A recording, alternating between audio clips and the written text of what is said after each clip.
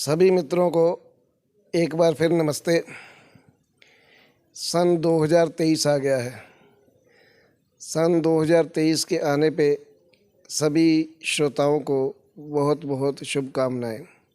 ये कैलेंडर वर्ष सबकी खुशियों में वृद्धि करे, ऐसी हमारी सबकी कामना है। अब हम गपशप के अगले एपिसोड में जा रहे हैं और ये इस साल का, इस कैलेंडर ईयर का 2023 का पहला गपशप का एपिसोड है। और मेरे मित्र इंजीनियर के सूद जी मेरे साथ बैठे हैं। हमेशा की तरह हम फिर नमस्कार, सभी बंधुओं को नमस्कार जी। सूद साहब का सबको नमस्ते है। उसके बाद आज जो विषय हम लेना चाह रहे थे वो विषय ये है कि इस बार लग रहा था कि संसद में यूनिफॉर्म सिविल कोड के बारे में कोई गंभीर चर्चा होगी, पर शायद ऐसा कुछ हो नहीं पाया। लेकिन आम लोगों में ये जो है यूनिफॉर्म सिविल कोड, समान नागरिक संहिता, इसके विषय में काफ़ी चर्चा हो रही है। कुछ इसके हक में है, कुछ विरोध में है। चलिए हम भी आपस में गपशप में देखते हैं कि कैसा है इसका खाका और इसके क्या फ़ायदे और नुकसान हैं।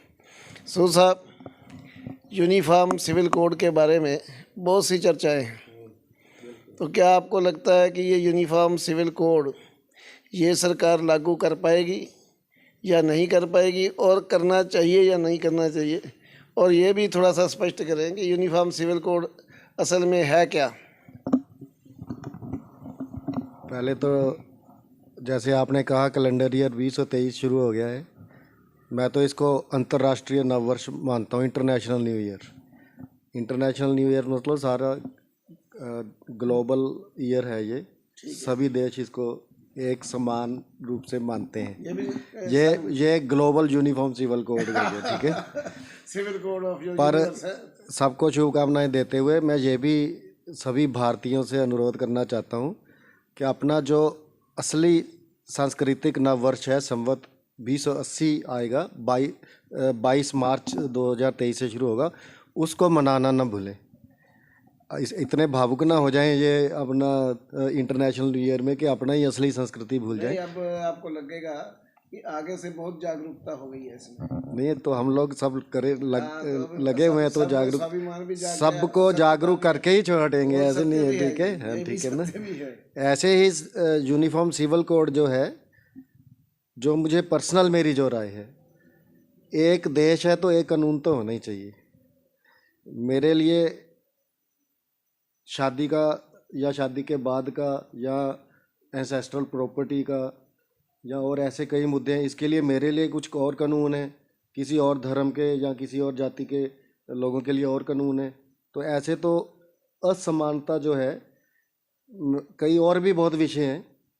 ये जो असमानताएं हैं, ये मैं सोचता हूँ कि विभिन्न जो वर्ग हैं, विभिन्न धर्मों के लोग हैं हिंदुस्तान में, भारत में रह रहे हैं, इनमें कटुता भी इसलिए ही है क्योंकि यूनिफॉर्म सिविल कोड होगा तो उनकी जो कटुता की खाई है वो कम हो सकती है, ऐसा मेरा मानना है। एक आपने कहा ये सरकार ला पाएगी कि नहीं ला पाएगी, ये तो मैं नहीं कह सकता हूँ, बट ये सरकार ला सकती है अगर अंतर मन से चाहत होगी। तो मुझे नहीं लगता है ये कोई बड़ा काम है, क्योंकि जब मेजॉरिटी की पिछले 2014 में जब सरकार 30 साल के बाद एक स्टेबल, एक मेजॉरिटी वाली सरकार आई थी, स्टेबल सरकार ही बोलते हैं उसको, तो अब 8 साल हो गए हैं सरकार को, और 2019 में तो और भी ज़्यादा मेजॉरिटी से आए थे। तो मुझे लगता है अगर अंतर मन से चाहत हो तो यूनिफॉर्म सिविल कोड ला सकती है सरकार। चलो, आपने ये बताया कि यूनिफॉर्म सिविल कोड होना चाहिए, क्योंकि जो भी कानून है वो धर्म के हिसाब से नहीं, नागरिकता के हिसाब से होते हैं। अगर सारे के सारे लोग इस देश के नागरिक हैं तो कानून भी एक देश की एक जैसी होनी चाहिए। और दूसरी बात यह है कि इसमें एक धर्म का नुकसान दूसरे धर्म को कम हो रहा है, लेकिन उसी धर्म में भिन्न भिन्न वर्गों को, जैसे महिलाओं को अगर महिलाओं को तलाक देने के सिस्टम पुरुषों से अलग हो जाएं तो उनके ऊपर अत्याचार है, लेकिन ये उसी वर्ग में हो रहा है जहाँ पे ये लागू है। लेकिन वहाँ के पुरुष भी इस देश के वासी हैं और महिलाएं भी वासी हैं, तो उनमें दोनों में अंतर नहीं होना चाहिए। इस बात से मैं आपके सहमत हूँ। कभी कभी मुझे लगता है कि वैसे यूनिफॉर्म सिविल कोड नाम आना ही नहीं चाहिए था। क्या नाम है? नाम ही नहीं आना चाहिए था। आपको अगर हम मूल रूप से देखें, संविधान का अर्थ क्या है? संविधान का मतलब ही सम का मतलब बराबर, विधान का मतलब विधान। मतलब इसमें जो प्रोविजंस हैं वो कुछ जो जिसे हम कहते हैं, अभी आर्टिकल 44 में शायद ये मेंशन है। आर्टिकल 44 में क्लियर है। एक मिनट में इसमें बीच में टोक रहा हूँ।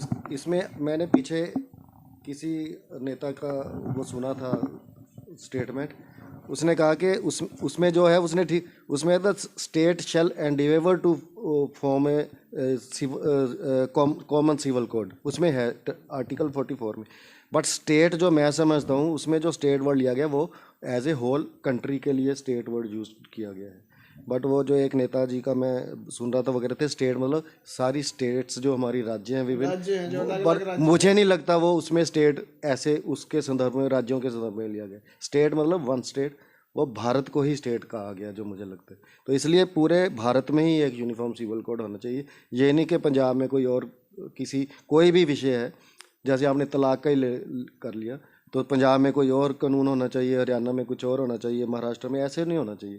वो तो पूरा एक स्टेट मतलब Bharat state, Bharat as a country, उसमें एक ही कानून होना चाहिए। आपका कहने का मतलब है यहाँ स्टेट पूरे नेशन को रिप्रेजेंट करता है, ना कि एक हमारे हिस्से को, जैसे पंजाब, हरियाणा, हिमाचल। लेकिन आपको ये पता होगा कि अब ऐसे लिखा हुआ है नहीं, लेकिन आपको ये पता होगा कि ये स्टेट का विषय भी है और हिंदुस्तान में केवल एक ही राज्य है जहाँ पे ये लागू है, गोवा में। लेकिन वहाँ पे तो बहुत चीज़ें अलग हैं।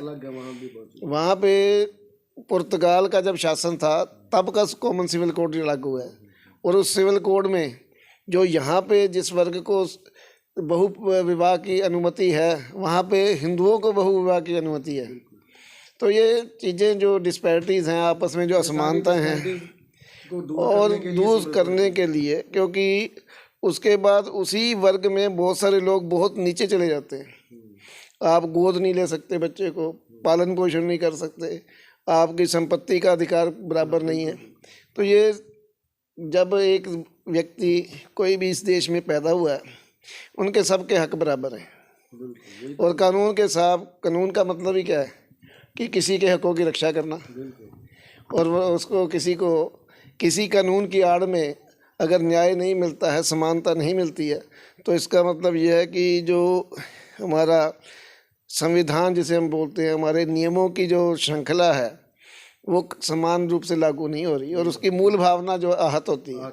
अगर मूल भावना को आहत करने के लिए अगर अपने संविधान में अपना रीजन इंडिपेंडेंट, जो मैं चाहता हूँ रीजन, अपना रीजन अपना उसको मानने का अधिकार है। उसके जैसे भी आप उसको करो, प्रीच करो, टीच करो, जो मर्जी करो, बट ये जो कानून पब्लिक कानून है ये तो एक ही होने चाहिए। रिलीजन अपना मानो आप, वो तो अपना संवैधानिक अधिकार भी है, बट उसके अंदर जो कानून जो एज ए पब्लिक को अफेक्ट करते हैं, जनरल सबको, वो सारे एक ही होना चाहिए, जिसको हम सिविल कोड कहते हैं।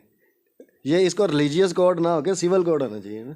असल में दिक्कत ये हो रही है कि बहुत सारी जो हमारे वर्ग हैं जो इस यहाँ पे हमारे रह रहे हैं या बहुत और जगह भी रह रहे हैं, उनके जो पूजा पद्धति है वो उनके सामान्य जीवन को भी इफेक्ट करती है। मतलब अगर आप वहाँ जाते हैं पूजा करने के लिए, उसके साथ आपके साथ कुछ नियम ऐसे और लागू हो जाते हैं जो आपकी सामाजिक समानता को ख़त्म करते हैं, उसमें हक ख़त्म हो जाते हैं। तो बहुत अच्छी बात है अगर ये सरकार जितनी जल्दी इसको लागू करे, और मैं तो ये कहता हूँ कि जिन्होंने संविधान बनाया उनको उसी वक्त इसे लागू करना चाहिए था, अगर नहीं किया। लेकिन मूल भावना, क्योंकि नाम ही संविधान रखा है तो संविधान तो होना ही चाहिए। मुझे लगता है कि उस टाइम इसलिए नहीं किया कि उस टाइम तो अभी कंट्री को अपने आप को संभालने की ज़रूरत थी। हिंदू थे, मुसलमान थे, जैन थे, भाई बहुत बहुत धर्म, बहुत धर्म थे, सिख धर्म, सब लोग थे। अभी तो आप कंट्री को ही संभालने की ज़रूरत थी। अगर इस विषय को उस टाइम कर देते तो फिर पता नहीं, और उस टाइम एकदम से कंट्री को संभालना बहुत मुश्किल हो जाता। मुझे लगता है उस टाइम इसलिए संविधान में भी ये प्रोविजन रख दिया गया, the state shall endeavour to form common civil code, इसलिए रखा गया था कि धीरे धीरे ये लागू करना चाहिए, सरकार करे। सू साहब, एक बात है कि 75 साल कोई कम साल नहीं होते। इसमें कभी भी गंभीरता से इस विषय के ऊपर प्रयास नहीं हुआ। और नहीं, आप भी देखो, नहीं, आप भी मतलब सीनियर सिटीजन है, मैं भी हूँ, ये हम लोग समझ सकते हैं क्यों नहीं किया गया। नहीं, वो मैं तो कहता हूँ तुष्टीकरण की राजनीति या वोटों की राजनीति के कारण नहीं हुआ। वोटों की राजनीति है, लेकिन क्या अच्छे काम करके वोटें नहीं मिलती? नहीं, वो अब लोगों को विश्वास हो रहा है कि अच्छे काम करके भी वोटें ली जा सकती हैं। पहले जो सिस्टम था, लोगों को जागरूकता है ही नहीं थी कि अच्छे काम करके भी वोट मिल सकते हैं। वो तो जैसे चल रहा था, कंट्री चल रहा था। तुष्टीकरण और अच्छे कामों में अगर तुलना की जाए तो अच्छे कामों से ज़्यादा वोट मिलते हैं। तो है ही। बगैर अब हम देख ही रहे हैं, डेवलपमेंट के नाम पे, सांस्कृतिक डेवलपमेंट के नाम पे, इंफ्रास्ट्रक्चर डेवलपमेंट के नाम पे भी वोटें मिलती हैं। मिलनी ही चाहिए, मिलनी ही चाहिए। अगर जैसे जैसे हमारे पॉलिटिक्स है, हमारे जागरूक, जिसे हम कहते हैं कि डेमोक्रेसी जो है मैच्योर हो रही है। बिल्कुल, तो डेमोक्रेसी का मतलब हमारे नागरिक, ये पॉजिटिव पॉलिटिक्स कहते हैं हम इसको। ऐसे ही अगर जब यूनिफॉर्म सिविल कोड लगेगा ना, तो आप देखना फिर भी लोग बहुत ज़्यादा, जो भी इसका इनिशिएटिव लेगी गवर्नमेंट, उसका बहुत फ़ायदा होगा। जो भी पॉलिटिकल लीडर्स लेंगे, जो भी पॉलिटिकल पार्टीज लेंगी, ये भी यूनिफॉर्म सिविल कोड जब लग जाएगा, मतलब इम्प्लीमेंट होगा ना हिंदुस्तान में, तब लोगों को पता चलेगा कि पहले हम कैसे मतलब अंधेरे में थे। अब असली कंट्री समरसता की तरफ अब आगे। असल में क्या है, अब ठीक रास्ते पे सारे सिटीजन्स एज एक नेशन, वन नेशन, एक ही दिशा में जब चलेंगे तो इंडिया ज़्यादा तेज़ी से तरक्की करेगा। मैं आपकी बात से 100% सहमत हूँ, क्योंकि तुष्टीकरण की, या जिसे हम कहते हैं कि असमानता के जो नियम थे, उनका फ़ायदा बहुत कम लोगों को मिल रहा था। समानता का फ़ायदा इतने लोगों को मिलेगा कि जो भी उसे लागू करेगा, उसे वोटों के रूप में तो उसका आशीर्वाद जनता का मिलेगा ही। वो मिलना भी चाहिए। हम तो हमेशा कहते हैं, अगर इतना पॉजिटिव काम हम करेंगे, सोसाइटी को समरसता की तरफ लेके जाएंगे, वो तो एकजुटता ही होगी ना। जब आप समरसता हो जाएगी, सब में कटुता जो बोलते हैं उसकी खाई भर जाएगी। जब सब लोग एक ही हो जाएंगे तो मिलना ही चाहिए उनको तो फ़ायदा, जो ये इतना बड़ा काम करेगा। तो आपको क्या लगता है कि पार्लियामेंट में जितने भी लोग हैं, इतना महत्वपूर्ण बिल है, ये तो बगैर किसी, जिसे कहते हैं ना, नेगेटिव वोटिंग के होना चाहिए, सर्वसम्मति से होना चाहिए। जब हमारी और आपकी सर्वसम्मति बन रही है, जब हम दो लोग, अगर इसमें मैं एक एग्जांपल आपको दूंगा, फिर वो किसी और विषय की तरफ चला जाएगा, ठीक है ना। वो जो एक बना था ना अपना नेशनल जुडिशियल कमीशन, वो आपको पता है, वो विदाउट एनी ओपोजिशन हुई थी, यूनानिमस वो पास हुआ था, वो भी इम्प्लीमेंट नहीं हुआ है। वो फिर लीगल उसमें चला जाता है, स्क्रूटनी में, ठीक है ना। वो वैसे ना बस पास होना चाहिए, जैसे भी हो बनना चाहिए, इम्प्लीमेंट होना चाहिए। जब पास होगा तो कभी लागू भी हो जाएगा। बाकी लेकिन मैं ये समझता हूँ कि ऐसे जो कानून है वो सर्वसम्मति से होने चाहिए। जब ये बिल पेश होगा ना, जिस भी, अब तो स्टेटें भी कई कर रही हैं, उत्तराखंड भी कर रहा है, उत्तराखंड ने तो कमीशन बना दिया, यूपी भी कर रहा है, तो मान लिए सजेशन मांग अपना यूपी भी कर रहा है, उत्तराखंड यूपी भी कर रहा है, ठीक है ना। तो जो भी स्टेट या सेंटर, जब भी ये बिल पेश होगा, आप देखना इसकी कोई ओपोजिशन होगी नहीं, क्योंकि जो अपोज करेगा उसको अपना राजनीतिक कैरियर खतरे में ही दिखेगा। ये इतनी अच्छी और सोसाइटी के लिए बात है। तो आप जैसे कह रहे हैं वो विदाउट ओपोजिशन ही होगा। नहीं, अगर हमारे को आपको समझ आया तो जिन्होंने वोटें लेनी उन्हें समझ नहीं आएगी, तो जब पेश होगा फिर समझ होगी ना, समझ, बिल्कुल। फिर वो जैसे ही करेंगे सब, ये अच्छी बात है। इसका मतलब ये है कि अब हम ये मान के चले कि हमारा जो लोकतंत्र है काफ़ी समझदार अवस्था में पहुंच गया। बिल्कुल पहुंच गया। और जब ये यूनिफॉर्म सिविल कोड होगा फिर तो बहुत ही समझदार हो जाएगा।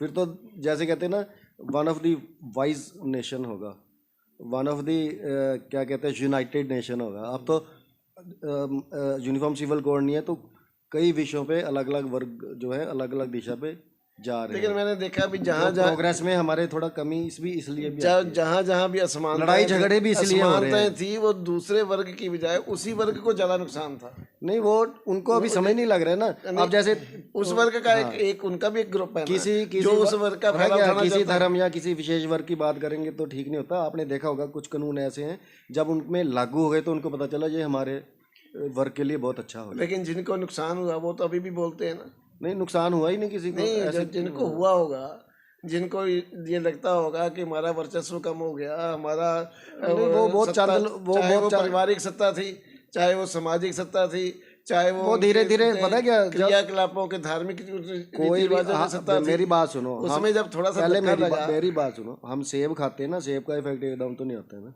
जब वो आ जाता है कि मेरा आयरन इंप्रूव हो गया, मेरा हीमोग्लोबिन, तो हम कहते हैं यार वो ठीक, अब ठीक हो गया, अभी पहले मैं गलत था। वो धीरे धीरे समझ आती इसका एग्जांपल मैं और देता हूँ। सेब का इफेक्ट तो साथ के साथ पता लगता है, टेस्टी होता है, लेकिन आयुर्वेदिक दवाई का इफेक्ट बड़ी देर में पता लगता है। चलो आयुर्वेदिक दवाई कड़वी भी लगती है, एक बार भी ये कड़वी नहीं खानी चाहिए, सेब तो खाना चाहिए, बड़ा टेस्टी तो है। जो कड़वी दवाई है ना, ये यूनिफॉर्म सिविल कोड उसमें शहद का काम करेगा। नहीं, इसलिए वो मीठी हो गई। आप उसे कड़वी दवाई कहते हो, मैं तो इसे सेब ही मानता हूँ।